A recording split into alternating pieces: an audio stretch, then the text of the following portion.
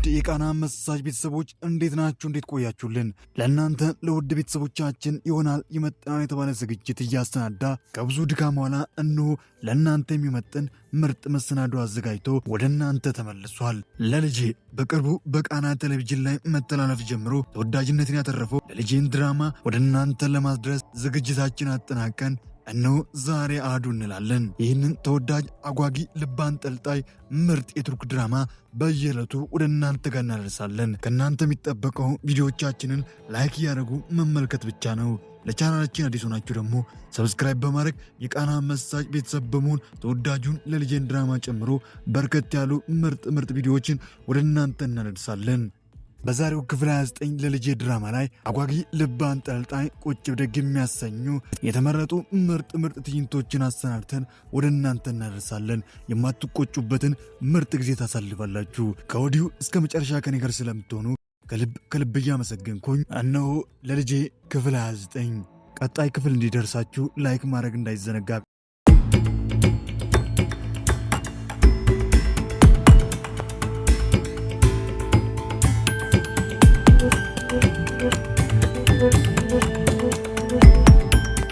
ሰድረቲን የፋይራዝና የአይሴጉልን ግንኙነት የሚያሳብቅ አንድ መረጃ አግኝቶ ያንን መረጃም ይዞ ቀጥታ ለአባቱ ባህር ይሰጠዋል። ባህር ማስረጃውን ሲመለከት እየተበሳጨና እየተናደደ በፍጥነት እኔ ጋር እንድትመጣ ብሎ ፋይራዝ ጋር ይደውላል። ሰድረቲን ምን ተፈጠረ? ምን አለ አባቴ? ባህር አባዬ ፋይራዝን ወደ ቤት ጠርቶታል። እሺ ግን ምን የሚፈጠር ይመስላል? አላቅም፣ ግን ከባድ ችግር የሚፈጠር ይመስለኛል። አባዬ ይህንን ጉዳይ እርግጠኛ ከሆነበት ፋይራዝን ሊገለው ይችላል። ምናልባት ደግሞ ካዝንለት ከዚህ ሊያባረረው ይችላል። ለነገሩ ከዚህ በኋላ ያ የማይረባ ፋይራዝ ምንም ቢሆን አይመለከተኝም። ሕፃኑ ሲናን ትምህርት ቤት ውስጥ ከኃይለኛ ጓደኞች ጋር ጓደኝነት ፈጥሮ ኃይለኛ ሆኗል። ከአዳዲሶቹ ጓደኞቹ ጋር ትምህርት ቤቱን በአንድ እግር ማቆም ይጀምራል። ይህን የተመለከተችው መምህሩ ደግሞ የሲናን ነገር ሲያስጨንቃት ወዲያውን ፋይራዝ ጋር ደውላ ጉዳዩን ታሳውቀዋለች። ሰፈር ከጓደኞቹ ጋር ሆኖ ዛፋርን ጉድ ሰርተውታል። ምርቶቹን፣ ገንዘቦቹን አቃጥለው ሰዎቹን ቀጥቅጠው ገለው ጥለው ሄደዋል። ዛፋርም ማን እንዳደረገ ስለገባው በጣም ተበሳጭቷል። ጌታዬ ድንገት ነው የገቡት። ድንገት ገብቶ ተኩስ ከፈቱብን። 2 ሰዎችንም ገለውብናል። ንብረቶቹ ሁሉም ሁሉንም አቃጥሏል። በቃ ምንም ንግግር አልፈልግም። እንዴት ነው እባክህ አቶ ዛፋር? እኛ አንተን አምነን ገንዘባችንን ሰጥተን ነበር። አዎ ወዳጄ ገንዘባችሁን ሰጥታችሁኝ ነበር። ግን እንደምትመለከቱት ትንሽ የሥራ ቦታችን ላይ ችግር ተፈጥሯል። ግን ብዙም አታስቡ፣ በቅርቡ ይህንን ችግር እኛ እናስተካክላለን። አልገባኝም ዛፋር፣ ትንሽ ችግር ያልከው $1 ሚሊዮን የሚያወጣ ንብረት መቃጠሉና መውደሙ ነው? አዎ ትንሽ ነው። $1 ሚሊዮን የሚያወጣ ንብረት መውደሙ እኔና አንተ ሥራ ከሠራን በቀላሉ የምናገኝበት ነገር ነው። ስለዚህ ለእኔና ለአንተ የሚሻለው መተማመናችንና ሥራ መሥራታችን ነው። ለማንኛውም ዛፋር ከሁሉም ቀድመ ይህንን ጉዳይ ማን እንዳደረገ ትእዛዙን ማን እንደሰጠ በፍጥነት እንድታጣራ ፈልጋለሁ። ምንም ማጣራት አያስፈልገውም። የባህር ሰዎች ናቸው። እሱ ትእዛዙን ሰጣቸው፣ እነሱ ደግሞ ይህንን የምታዩትን አደረጉ። ሳስበው ይሄ ነገር እዚህ ጋር ቢበቃን ይሻላል ዛፈር። ለእኔም ላንተ የሚሻለው ይህንን መጥፎ ሥራ መተው ነው። ከዚህ ኋላ እኔ አደንዛዥ ዕፅ፣ ሕገወጥ የገንዘብ ዝውውር፣ ወንጀል ሥራዎችን መስራት አልፈልግም። ገንዘቤን ግን ፈልጋለሁ። 2 ቀን ዛፋር፣ በ2 ቀን ውስጥ ከእኔ ወሰድክብኝን ገንዘብ ፈልጋለሁ። ሙሉ በሙሉ ገንዘቤን ምንም ሳይጎል በ2 ቀን ውስጥ እንድታመጣልኝ ፈልጋለሁ። ምንም አታስብ፣ ገንዘብ ይመልስልሃል። ምንም ሳይጎል ሁሉንም ገንዘብ መልስልሃለሁ። ፋይራዝ ከአይሴጉል ጋር በመሆን ወደ ሲናን ትምህርት ቤት ደርሶ ሲናንን ከነዛ ልጆች ጋር ዳግመኛ እንዳይገናኝ መክሮና ተቆጥቶ ጉዳዩን አስተካክሎ ባህር ጋር መሄድ አለብኝ እያለ የተጣደፈ ከትምህርት ቤቱ እየወጣ እያለ ሴማ ወደ አይሴጉል ስልክ ትደውላለች። አቤት ሴማ። አይሴጉል ችግር ተፈጥሯል። ምን? የምን ችግር? ሰድረቲን የአንቺና የፋይራዝን ግንኙነት ለባህር ነግሮታል። ምን? አላቅም አይሴጉል፣ አንድ ነገር መፍጠር አለብሽ። እሺ ሴማ፣ በቃ በኋላ ደውልሻለሁ። እሺ። ምንድን ነው እሱ? አባዬ ስለኔና ስለ አንተ ግንኙነት አውቋለሁ ምትለኝ? ፋይራዝ ምንድን ነው የምናደርገው? አባዬ ምን ልንል ነው? እመኛ አይሴጉል፣ ምንም ነገር ቢመጣ እኔ አንቺን ከማፍቀር የሚያስቆመኝ ነገር የለም። ብቻ እኔ አንድ ነገር ኮንኩ፣ ልጄን ሲናንን አደራ። ምንድን ነው የምትለው? እንደዚህ አይነት ነገር አትናገር ፋይራዝ። ከዚህ በኋላ ምንም ነገር ቢመጣ የሚመጣውን ነገር ሁሉ ይቀበላለሁ። ከዚህ በኋላ ፋይራዝ የሚባል ስም እዚህ ቤት ውስጥ አይሆንም፣ አበቃለት። ስለዚህ ከዚህ በኋላ ለአባቴ ባህር አንድና ብቸኛ ወራሽ እውነተኛ ልጁ አንተና አንተ ብቻ ልትሆን ነው ማለት ነው አይደል? እንደዛ እንኳን በቀላሉ የሚሆን አይመስለኝም። አባዬ አሁንም እኔን አያምነኝም። ብዙ ማድረግ ያለብኝ ብዙ መስራት ያለብኝ ይመስለኛል። ሰድረቲን እንደዛ አትበል። አባቴ አንተን ይወድሃል፣ ያምንሃል። አሁንም ቢሆን ብቸኛ ልጁ አንተነ። ማንም ቢመጣ አባቴ አንተን ነው የሚወደው። ለማንኛውም ሰውየው መጥቶልሃል። ፋይራዝ መጥቷል፣ ተመልከተው። ፋይራዝ የመጣው ይመጣ እቀበላለሁ ብሎ ልቡን አጀግኖ በመጨረሻም ወደ ትልቁ ቤት ደርሷል። ቀስ እያለም ከመኪና ወርዶ ወደ ውስጥ መግባት ይጀምራል። እንኳን ደህና መጣ አቶ ፋይራዝ። እንኳን ደህና ቆያችሁ። እንዴት ናችሁ? ቆይ ምን እያረክ ነው አንተ? ምን እየሰራ መሆኑ ነው? ምንድን ነው? አልገባኝም። ተው እንጂ ከአይሴጉል ጋር ምን እያደረክ ነበር? እስኪ ንገረኝ። ምንድን ነው ከጀርባ ያለው? ማን ነው? እናንተ ስለምታወሩት ነገር ምንም ማውቀው ነገር የለም። በቃችሁ። ፋይራዝ አባዬ ቢሮ ቁጭ ብሎ አንተን የጠበቀ ነው።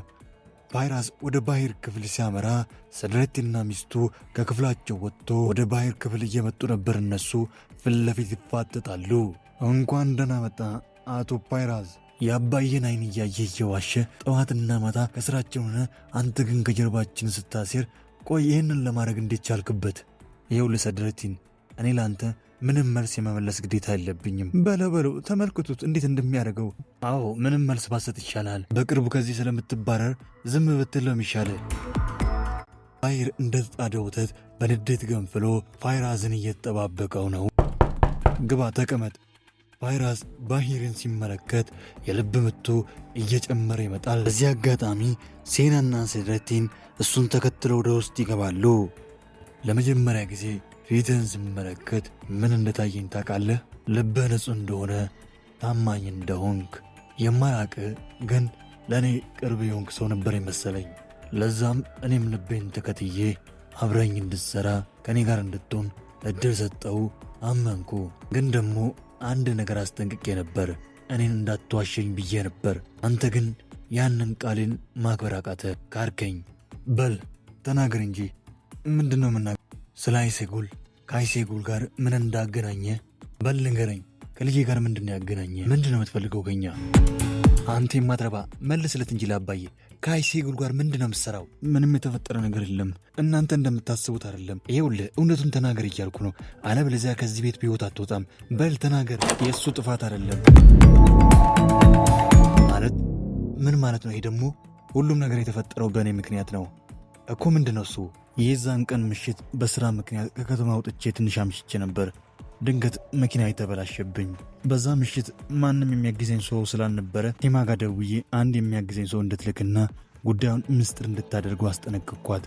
እሷም የፓይሬዝን ስልክ ሰጠች። እኔም ደውዬ እንዲያግዘኝ ጠራው። በቃ ለዚህ ነበር ቃሌን ሰጥቼ ያስፈታሁት። የዛን ቀን ምሽት እሱ ከኔ ጋር ነበር ብዬ ቃሌን ሰጥቼ እሱን ማስፈታት ጥፋት ከሆነ ለሁሉም ነገር ተጠያቂ እኔ ነኝ መቀጣት ያለብኝ። እኛ ልትሸውጅ የፈጠርሽው ታሪክ መሆኑ ነው ይሄ? እና ሴማ ሁሉን ነገር ታውቅ ነበር ነው የምትይኝ? ሴማ ተናገሪልኝ፣ ስለዚህ ጉዳይ ታውቂ ነበር? አዎ አባዬ፣ አይሴጉል ግን ጉዳዩን በምስጢር ያዡ ስላለችኝ ነው ዝም ያልኩት፣ ይቅርታ አድርግልኝ። በመጨረሻም አይሴጉልና ፋይራዝ አይሴጉል በፈጠረችው የልብ ወለድ ታሪክ ከተከሰሱበት ክስ ነፃ ሆኖ ፋይራዝ እንዲሄድ ይፈቀድለታል፣ ከጭንቀቱ ይገላገላል። አይሴጉል ይሄውልሽ አዳምጪ፣ ይህን ነገር ለመጨረሻ ጊዜ ነው የምነግርሽ። ከዚህ በኋላ በአንቺ ምክንያት ምንም አይነት ችግር ውስጥ መግባት አልፈልግም። ዛሬ በአንቺ ምክንያት አንገቴን ደፋው። አባት ባሂርን እንድዋሸው አስገደድሽኝ። ከዚህ በኋላ ግን የሚመጣብሽን ነገር ሁሉ የምትወጪው አንቺ ነሽ። እኔ በአንቺ ጉዳይ ጣልቃ አልገባም። ይህንን ጉዳይ ለመጨረሻ ጊዜ ነው የምነግርሽ። አባቴ ባሂር እውነታው ላይ መድረሱ አይቀርም። በቃሽ አይሴጉል፣ ከፋይራዝ ጋር ተለያይ፣ አለበለዚያ ከባድ ችግር ውስጥ ትገቢያለሽ። እኔ ከዚህ በኋላ በፍጹም አንቺን ላግዝሽ አልችልም። ለትብብርሽ አመሰግናለሁ፣ ግን ምንም አታስቢ። ከዚህ በኋላ አንቺን እርዳታ አልፈልግም። እኔ ስለ ፋይራዝና አይሴጉል ግንኙነት ባሂር እንደማያውቅ ከሕፃኑ ሲናን ይሰማል። ባሂር ይህንን ጉዳይ ቢያውቅ ደግሞ ፋይራዝ ከባድ ችግር ውስጥ እንደሚገባ እያሰበ ገና ባሰቡ ልቡ በደስታ እየተሞላ ከእሱ ጋር ተባብረው ፋይራዝን ለመጣል ከተስማማው ኡንሳል ጋር በምሽት ይገናኛሉ። ሞንታዝ ምንድን ነው እንደዚህ አቻኩሎኝ የጠራው?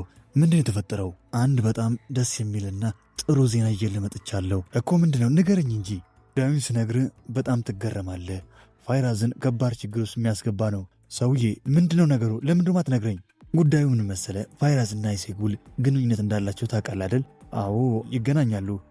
ያቺ አይሴጉል የምትባለው ደግሞ የባሂር ልጅ እንደሆነች ታውቃለህ? እርግጠኛ ባልሆንም እንደዛ የሚባል ነገር ሰምቻለሁ። እርግጠኛ ሁን፣ ያቺ ልጅ የባሂር ልጅ ነች።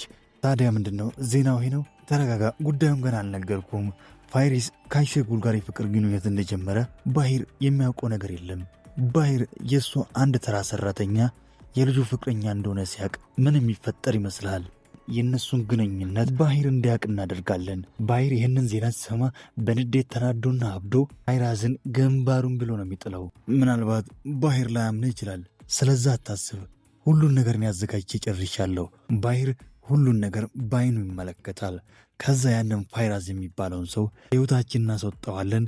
እኔም የልጅ ልጅን መልሼ ያገኘዋለሁ ማለት ነው።